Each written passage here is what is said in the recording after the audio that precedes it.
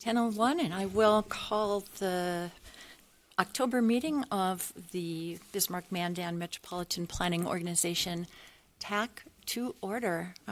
Welcome everybody who has joined us in person and online. We will start by calling the roll. Stephen? I'm sorry, Tracy? Daniel Narin. Here. Dan Shriak. Deidre Hughes. Here. Gabe Schell. Here. Matt Scheibel. Jarek Wigness. Here. John Sackey. Logan Bisey. Here. Mitch Flanagan. Here. Natalie Pierce. Will Hutchings. Here. And Chair Ripple. Here. Thank you. At this time, I would invite anybody who is participating online to share your presence with us if you would like your attendance recorded in the minutes. Is there anybody online? This is John Foreman. I'm with Alltag Engineering, just listening in. All right. Well, welcome, John. Thank you. Anybody else online?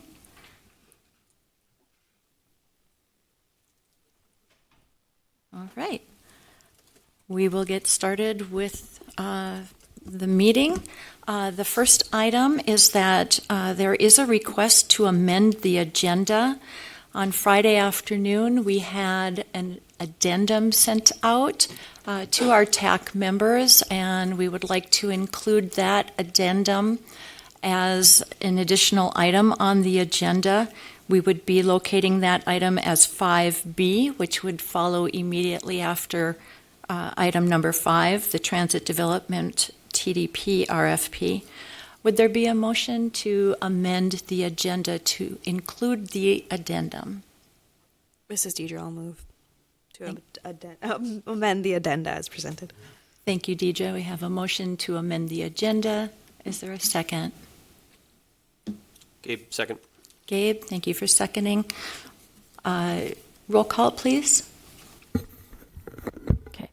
Daniel Narin. Yes. Dan Shriak. Deidre Hughes. Yes. Gabe Schell. Yes. Matt Scheibel. Yes. Jarek Wigness. Yes. Logan Bisey. Yes. Mitch Flanagan. Yes. Will Hutchings. Yes. And Chair Ripple. Yes. The agenda is amended to include Addendum 1 as item 5B. We will proceed with item number 1, which is public comment. This is restricted to items that are either on the current agenda or on the prior TAC agenda, excluding public hearing items. At this time, is there anybody present in the room or online who would like to provide such public comment? Calling again for public comment, and calling a third time for public comment. Hearing and seeing none, public comment period is closed. We'll move on to item number 2. As a review and possible approval of the minutes from the September 15th, 2025 meeting of the TAC. Are there any corrections or additions to the minutes? If not, would there be a motion to approve the minutes as presented? Move to approve the minutes as presented. Daniel Nairn, motion. Is there a second? This is Deidre. I'll second. And Deidre, a second. Any discussion? Roll call, please. Daniel Narin. Yes. Dan Shriak. Deidre Hughes. Gabe Schell. Yes. Matt Scheibel. I'll abstain. Jarek Wigness. Yes. Logan Bisey. Yes. Mitch Flanagan. Yes. Will Hutchings. Yes. And Chair Ripple. Yes, minutes are approved as presented. Item number 3 on the agenda is the 2026-2029 Final Transportation Improvement Program. Stephen Larson will be presenting that item for us. Stephen. Thank you, Chair. Give me one moment.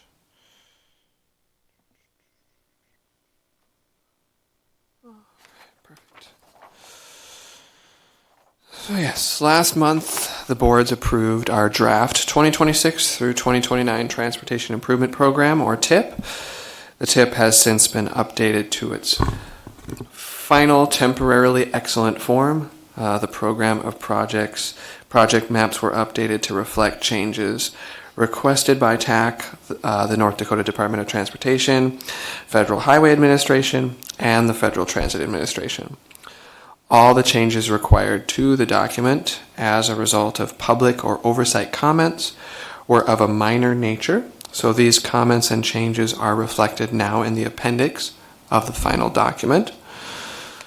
And also, as a reminder, any future changes and additions to the document in the coming months will be addressed based on the highly fascinating TIP revisions process laid out on pages 6 and 7 of the final draft. Are there any questions from the board? Any questions from the Technical Advisory Committee regarding the final TIP for 2026-2029? Seeing and hearing no questions, staff would be looking for a motion to recommend approval of the 26-29 TIP. Maybe such a motion.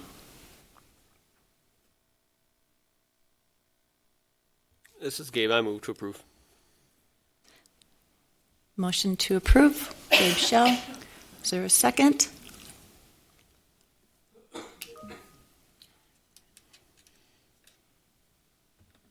This is Deidre. I'll second. Deidre, thank you for the second. Is there any discussion? If not, we'll call the roll. Daniel Naren, Yes. Dan Triak, Deidre Hughes, Yes. Gabe Shell, Yes. Matt Shibley, Yes. Jarek Wigness, Yes. Logan Bisey, Yes. Mitch Flanagan, Yes. Will Hutchings, Yes. and Chair Ripple. Yes. 2026-2029 final Transportation Improvement Program has been recommended for approval. Item number 4 is the 2026 Performance Measure 1 Highway Safety Improvement Program, or HSIP, targets. Tracy Walters will be presenting those for us. It's already up on the screen, so you don't need to do anything with that. The North Dakota Department of Transportation recently adopted their annual Highway Safety Improvement Program, HSIP, performance targets for 2026. The federal government requires every state's DOT to monitor the rate of injuries and fatalities on the state road system and use this monitoring to assist in setting safety targets in the effort to increase roadway safety. The MPOs are allowed to either set their own performance measures or PM1 targets, or to support their state's targets. The Bismarck-Mandan MPO has historically supported NDDOT's safety targets. The MPO staff recommends adoption of the NDDOT's 2026 HSIP performance targets by resolution of adoption. Do the TAC members have any questions at this time? Any questions for Tracy on the HSIP performance targets? If not, we would be looking for a motion to recommend approval by adoption of these performance measure targets.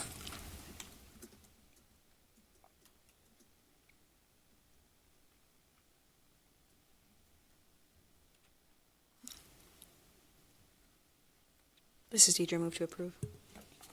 We have a motion to approve. Is there a second? This is Matt. I'll second. Thank you, Matt. We have a first, a second. Any discussion? Roll call, please. Okay, Daniel Naren, Yes. Deidre Hughes, Yes. Gabe Shell, Yes.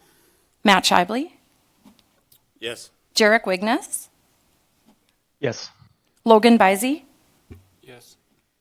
Mitch Flanagan, Yes. Will Hutchings, Yes. and Chair Ripple. Yes. Motion passes. Item number 5 on the agenda. 2026 Transit Development Plan, RFP.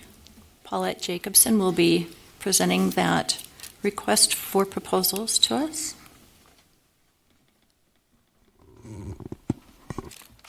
Thank you, Stephen. All right, thank you.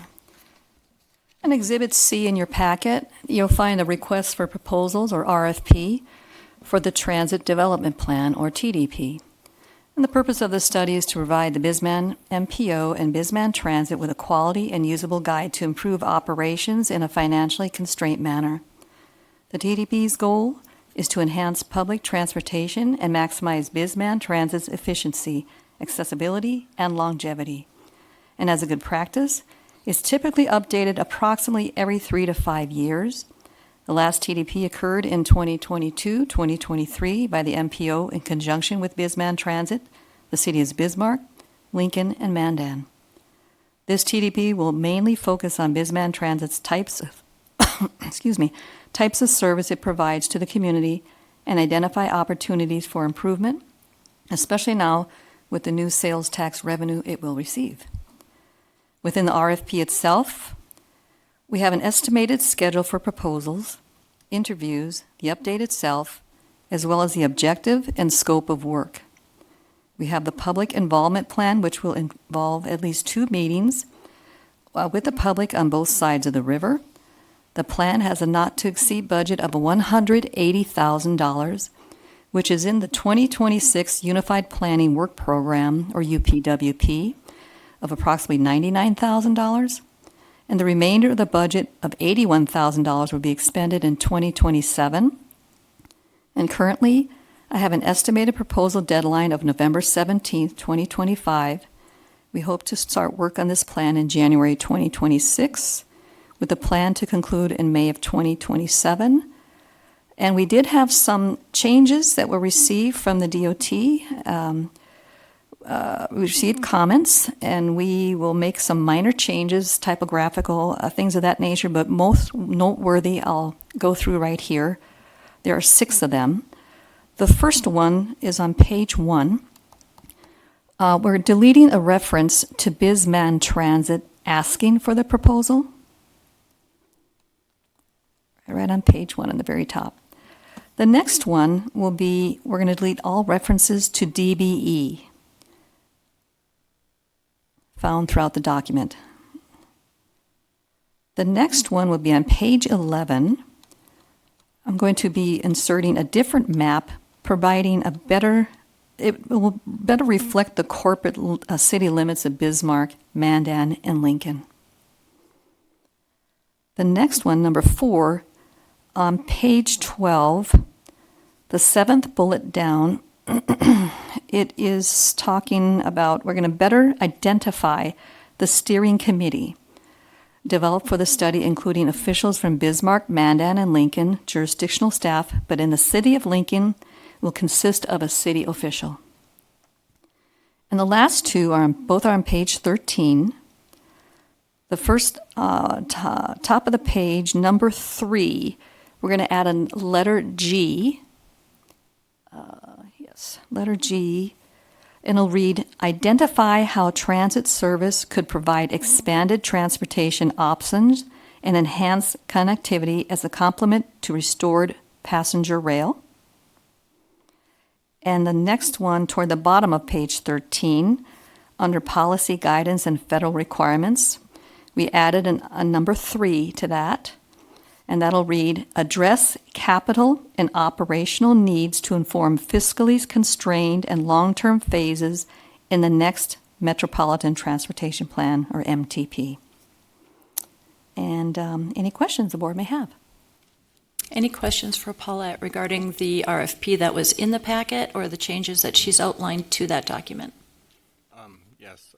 Paulette, thanks for Yes. noting those changes. I had one on the overall scope. It's titled as Special Request by Bismarck Transit, but it seems as though that's the actual agenda, the work you want performed, and so it's not necessarily a special request. Is that correct? We're deleting that. Okay.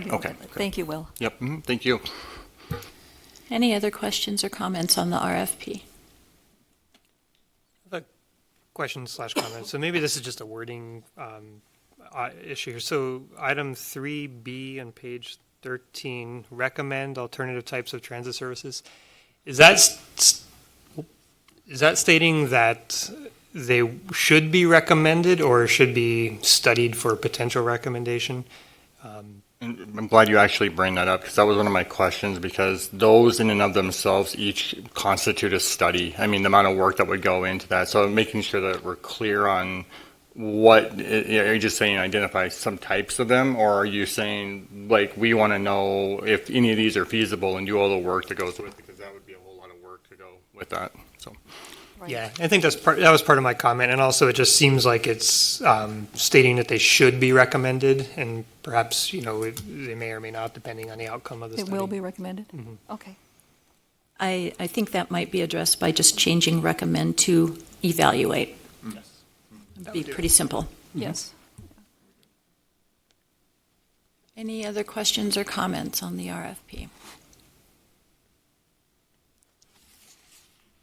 If not, we would be looking for a motion to recommend approval of the RFP with the changes as noted to present to the policy board. Would there be such a motion? This is Deidre. I'll move to approve. We have a motion by Deidre Hughes. Is there a second?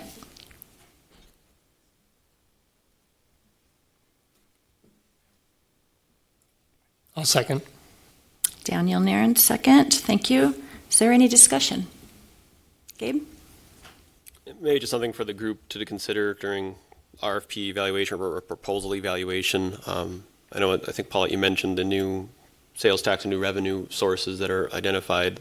I just want to be clear that those go to the city of Bismarck and to the city of Mandan. And I don't know if the process, Deidre, correct me if I'm wrong, in terms of allocating those dollars and how much of those go towards transit specifically or Bisman transit compared to the concept of transportation and assisting those in our community getting to where they need to get to.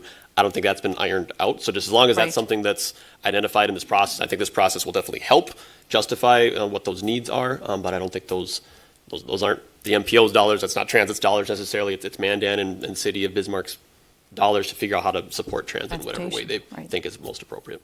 So Thank you. nothing Thank wrong you. with the RP, just a Right. point A anyway. little bit more clarity in that area. Thank you, Gabe. Thanks, Gabe. Anything else? No Maybe I'll just make a comment that I do appreciate inclusion of 3G. I'm not sure, I think DOT maybe had asked for that, how this will interact with passenger rail. I think because there is a study going on that side, it's nice to see that happening parallel on the transit side as well, to see how people getting off the train station will get to their final destination.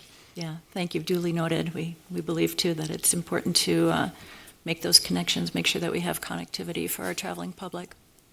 Anything else? All right. We do have a motion and a second, and we'll take roll call, please. Daniel Naren, Yes.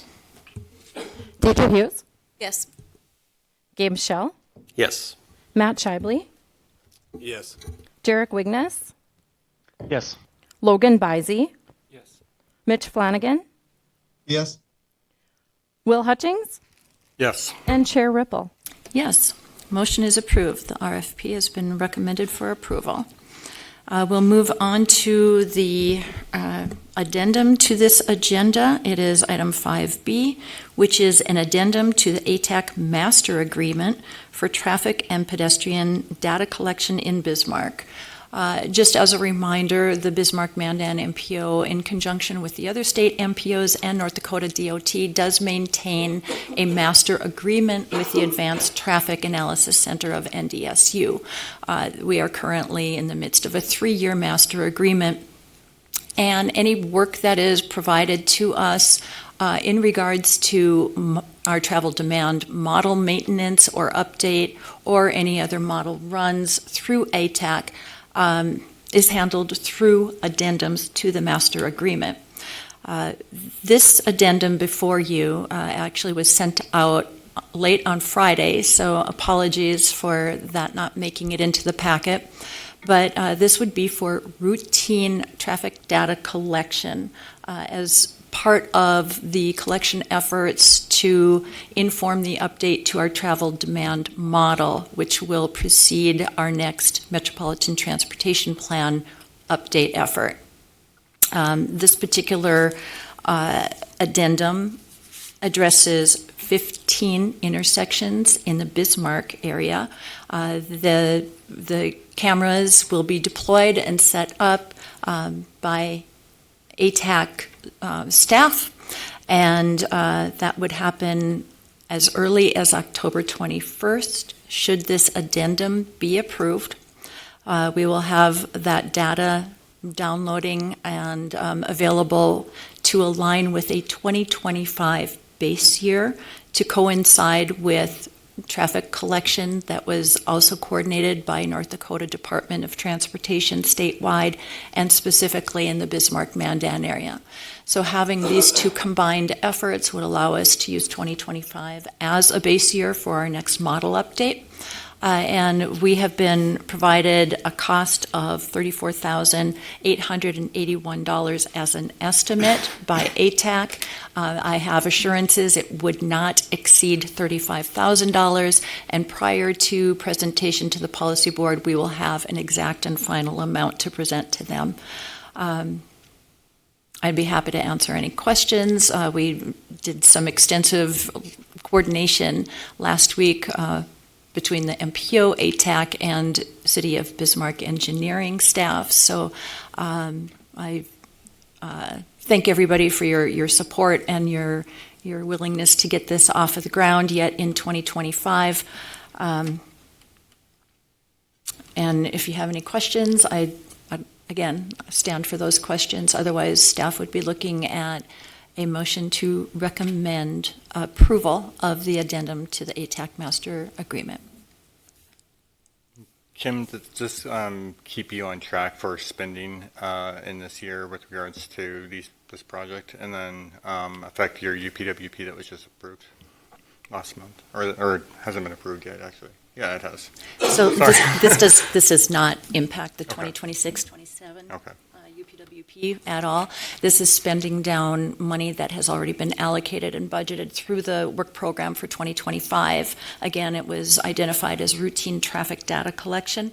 This will comprise some of that amount, and we are also working on the acquisition of origin destination data as well to complement this. But that would be under separate contract. Great, thanks, and good work getting us off the ground quickly. So, yeah. As I said, my hat's off to ATAC and to City of Bismarck for helping to get this organized. So I appreciate that. Again, we'd be looking for a motion to recommend approval of the addendum. This is Gabe. I would move to approve. I have a motion. Is there a second? This is Deidre. I'll second. Thank you, Deidre. I have a first, a second. Any discussion? If not, roll call, please. Daniel Naren, Yes. Deidre Hughes, Yes. Gabe Schell, Yes. Matt Shibley, Yes. Jarek Wigness, Yes. Logan Bizey, Mitch Flanagan, Yes. Will Hutchings, Yes. and Chair Ripple. Yes. Motion passes. Thank you. We'll move on to item number 6. That is an update to the 2025 Safety Policy Study. I believe Scott Harmstead is online with us this morning. Chair Ripple, it is actually me, Luke Champa, here today. Well, good morning, Luke. Morning. Sorry to disappoint you. Scott will be with you tomorrow. But I'll jump into the quick update for the safety policy study. Can you hear me all right? Yeah, you're coming in just, your volume seems to be a little low. Okay. I'll try to move the mic and see if that makes any difference. You're clear. Okay, great. We're cruising towards a draft report for the safety policy study. I want to give a thank you and shout out to steering committee members who met with us on September 25th. There was a very helpful meeting for us to go through a countermeasure toolkit and look at some of the urban versus rural potential strategies to implement in the future. We did receive some great feedback in the meeting. We also had the survey online survey for steering committee members to take. I do need to close the loop, though, with Burleigh County and City of Mandan on that. I would like to either have folks take the countermeasure survey if you have not done so already, or sit down virtually with a quick 30-minute meeting to chat through some of those options. So I'll close the loop on that this week. We also will be updating our countermeasure toolkit based on notes from the meeting.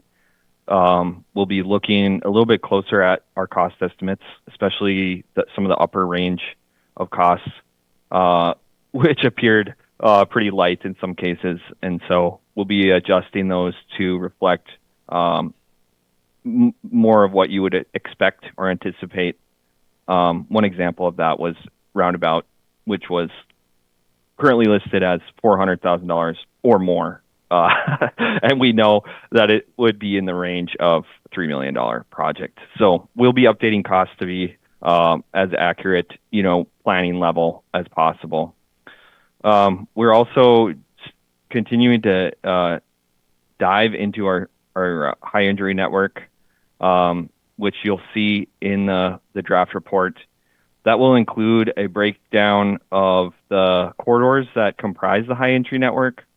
For example, for bicycle specific high entry network, we'll have a map of the corridor, including the crashes that are contributing to the high injury network score, as well as those that are not contributing. So you'll be able to see, for example, all bicycle crashes on that corridor. We'll also have things, a summary of the crash counts and severity of the crashes, as well as the manner of crash. So there'll be some narrative building for each segment of the high injury network. We're starting with the top 2 tiers of each high injury network. It's a pretty robust process of compiling this information, but there will be a narrative for each, so that we can better understand, what is exactly happening, what may be leading to specific crashes, specific modal crashes in specific locations. And then finally, please expect the draft report it'll be ready for the steering committee and MPO's review the first week of November. So we're compiling a lot of technical information into a public-facing report. And then we do expect action by TAC and Policy Board in December. And I think that should cover the update. Okay, appreciate that, Luke. Any questions Yep. for Luke on the update to the safety policy study? Not hearing any. Thanks, Luke. Thank you all. Bye. All right, we'll move on to item number 7, the 2025 ITSRA update. I'll provide this for Sherry Jad, who's working on this through ATAC for us. This project is a little over 70% complete right now after having extensive interviews with stakeholders, taking a look at the existing regional architecture for the region's intelligent transportation services. Sherry Jed has been able to review all the service packages and their functional requirements and to start beginning the RA updates.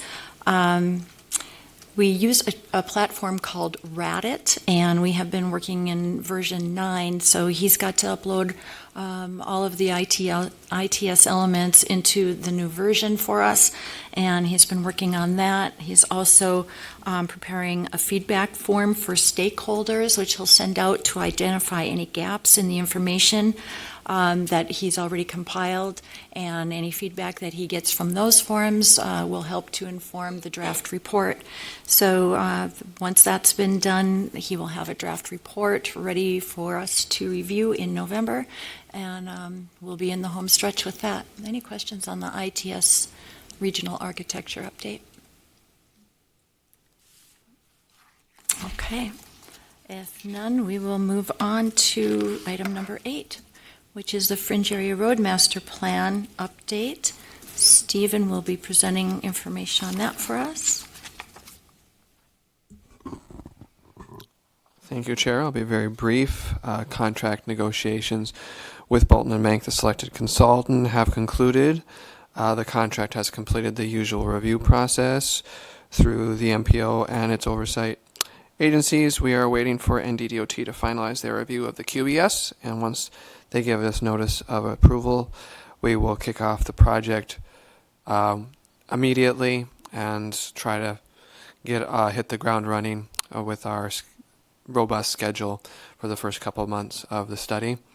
So I would expect to have more of an update to give next month. Any questions? Any questions for Stephen on the Farm P? Don't see or hear any. Thanks, Stephen. Appreciate it. Next item, may as well stay up there, 2025 monitoring report update. Yeah, so HDR has provided me with a second draft of the monitoring report final document. It is going through internal review. So once that review is completed and any necessary changes are made, we hope to bring the final report to the boards in November for presentation and approval, assuming that everything stays on schedule. HDR will also be holding a training for MPO staff as part of the scope of work for this project to enable us to better manage future updates of the report in-house. But everything is on schedule for conclusion before the end of the year for this project. Are there any questions? Great. Questions for Stephen? Stephen, as part of this effort, I recall some desire to look at what things and what items are going to be covered in the monitoring report, because let's assume that maybe some of this is irrelevant. Nobody's really getting any benefit out of it. Do you, at this time, feel prepared to kind of give just a preview of what some of those areas of focus are, or do you want to wait till the draft is available? I mean, the content is going to share a lot of similarities with the previous report in the sense that it will cover the same broad topics regarding population, housing, employment, and travel patterns in the region. But yes, we took all the information we received from the jurisdictional workshop that we held early on in the process, made sure to include everything that our jurisdictions specifically requested or asked about, including in here. And we also did, of course, go through and sort previous data to try to eliminate, something that's not relevant or excessive, and to also look at adding anything that is of note. So, for example, in the conclusion of the document, we'll talk about trends and emerging trends in transportation, including a section on passenger rail and the return of service to our area. Some things related to to transit and stuff like that. So we are going to the best. That's kind of maybe a very brief preview, but it's hopefully going to be definitely going to be a shorter, sleeker document. I think easier to navigate for people at the jurisdictional level, and we tried to include very relevant data that will not just support jurisdictions and the public as far as curiosity goes, but also hopefully support some of our studies and projects and reduce some of the redundancy there. That's great. And then second part is there was also a discussion about changing the format from like a printed to maybe just being online or a series of posts that you put out through social media. Did you guys? It sounds like you're landing on a draft report. So it is still going to be a document, but the formatting concern that we had primarily was making sure that it was a user-friendly format that anybody at the MPO staff level could conceivably navigate and update, whereas previous versions of the report had used more advanced software, which obviously has advantages in some ways, but disadvantages when it comes to, again, when staff turnover happens and things like that. How do you manage something like that? And so we wanted to make sure that it was set up for us to be able to use going forward, and the training part of this that HDR will be offering will also assist with that, as they will go over where they're getting the data from and how they set up some of the tables and stuff like that. So, yeah, we're excited about the final product. Great. Me too. Thanks. Bye. Good questions. Anything else for Stephen on the monitoring report? So another question maybe that will be more clear in the future when it's released. But is the data presented in a context that can allow us to draw meaning from the numbers, such as comparison to the past of ourselves or to peer communities? So we can Absolutely, yes, absolutely, Daniel. So that's part of. It's not just going to be tables or numbers. We did continue to mix the textual side with the graphic side. So there's definitely textual context provided for the various graphics or maps or statistics that are included, and many of the tables that are, especially where it's applicable, include historical comparison as well. So we're definitely trying to. This is a past, present, and future-oriented document, so we take all that into account as much as possible, for sure. Thank you. I think we're excited to see the draft report come around in November. So any other questions for Stephen? All right. Seeing and hearing none, we'll move on to item number 10. Stephen, the 2025-2028 TIP administrative modifications. Again, very brief. Well, this month we processed 3 administrative modifications to the current TIP. We received word from DOT 3 more of the projects that we moved into fiscal year 25 for the August redistribution are going back to their original fiscal year. For these projects, that would be 2026. And then, so these 3 projects are for microsurfacing and pavement markings in Bismarck. Full details of the projects are included in the packet under Exhibit G. So yeah, very routine. And we keep track of these types of movements, and they do happen quite frequently, which is why they're usually our TIP provides for administrative movement for these types of things because they do happen so often and they're minor changes. So, any questions? Any questions for Stephen on the administrative modifications? Great. I have one question. We approved a TIP earlier, or recommended a TIP for approval to the policy board. I'm assuming they're in the correct year in that TIP, correct? Yes, well, that's good to note. DOT requested that we essentially, leave them in both, in the correct year in the new TIP, while also, modifying them into the 25-28. So yes, you are correct. There's no changes that are required to the current TIP to accommodate that. Any further questions for Stephen? Gabe? Maybe there's a global type question. If there's any way that we could just adopt the DOT's STIP as our TIP, or portions of it, or something via reference, as opposed to this rigmarole of we're moving things out because the DOT asked us to, and then we're moving them back in because the DOT asked us to. We're just kind of shuffling electronic things around. If there's ways, maybe I'll look to you, Will, to entertain via reference components of the STIP as part of our TIP, to not do that as much. I don't believe there's any way for us to adopt the states by resolution or whatnot. We do need to make sure the TIP matches the STIP. That's the way the CFR is written. However, I think that there's some changes coming with regards to the process that we've been using for the longest time. We're moving to what's called an e-STIP. It's an electronic version of a STIP, and that's going to have a lot more detail. It's going to provide a lot more interface and communication opportunities with the MPOs to be able to not get this kind of, we tell you to do something, you do it, then you get us a memo and you send it back to us, and it's just a lot of paper pushing, to be honest. So I think once that gets rolled out, we'll start to see some ability to make this a little less clunky, and there'll still be times when we have to amend the TIP for these opportunities we have to go get funding if we want to do a project. So there's this little bit of back and forth changes that are going to be needed, but that's primarily because we're chasing some potential for funding on the back end. And then if we don't get that, or we don't have enough money to go around, then we just say, okay, put it back to the way it was. But I think wait and see. And maybe we've been sold a bag of goods and it'll only do a little bit of good. But I think in the long run, some of the changes are going to be helpful. So okay, I think it'll be good for communication with the MPOs anyways. Yeah, I will note. So the amendment process is, it's a CFR thing. So we're federally restricted in forced to push paper around a little bit with some of this. If the board has less appetite for going over modifications and the administrative changes that we make, this is a courtesy notice. We make these changes, they happen in the background. We would always be open to hearing from the boards if they're feeling like we don't even need to hear about it necessarily always.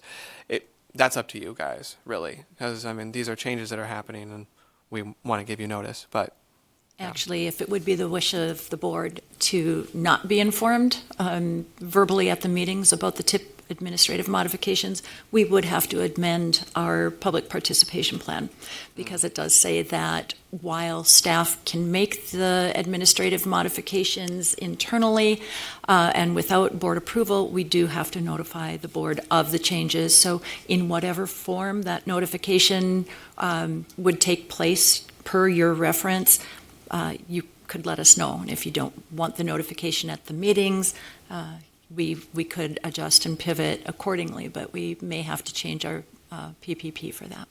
The other option you could maybe look at is throwing it under consent agenda, since there's really no discussion on it. It's just receive the update as part of the packet. You know. Yep. Anything else on this particular item?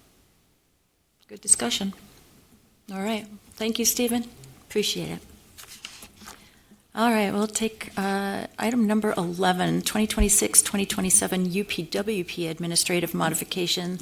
This is going to be real short and sweet, simply because Exhibit H in your packet on page 126 illustrates the pages from the 2026-2027 UPWP that contain the tables for source of funding for those 2 years. Originally, you were provided the funding source tables that are listed in the packet. At that meeting in August, it was August 18th, DOT actually requested that we combine NDPL funds and NDFTA funds into one funding source, which we did for the presentation and adoption by policy board the next day. We have since learned that our federal oversight prefers that those funding sources be split out and designated as they were first approved. And so we are going back to the initial table presentation as this board approved it. So really, there's been a net zero change in the funding source tables. Are there any questions regarding this administrative modification? If none, we will move on to roadway projects from our jurisdictions. Do we have Burleigh County online yet, Tracy? I don't think, Cam, I don't think Dan's online, so I couldn't add anything on as far as roadway projects from Burleigh County right now. Okay. Kim, this is Dan here. Oh, sorry. I just joined in, so we don't really have any updates at the current moment. All of our federal jobs are wrapped up for the year. Okay, well, sounds like you're in good shape then for the year. Thanks for that, Dan. Appreciate it. I don't believe we have any Morton County representation right now. Why don't we move on to City of Lincoln? Is this unfair to ask you, Matt, for any updates? No, I can do that.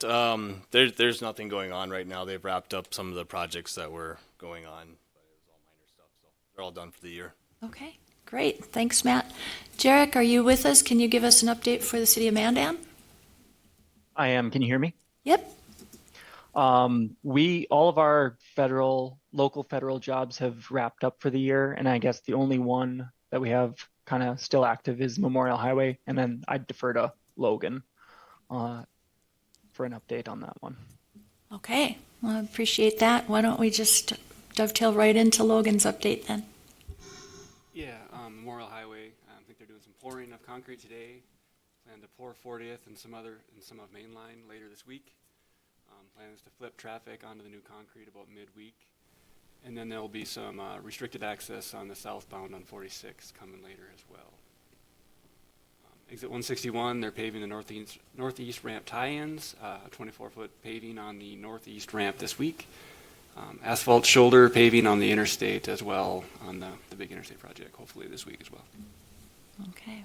We have some pretty big things still going on here late in the year, don't we?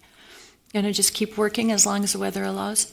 Exactly, yeah. Hope the plan? For a late winter. All right, thanks. Gabe, anything for Bismarck going on?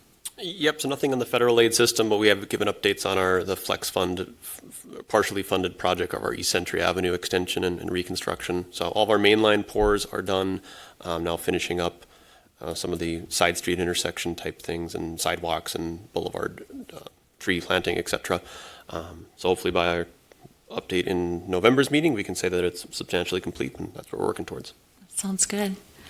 All right. Anything else regarding roadway projects or member updates at this time? All right. We will move on to other business. Is there any other business for the good of the order? I actually do have one item.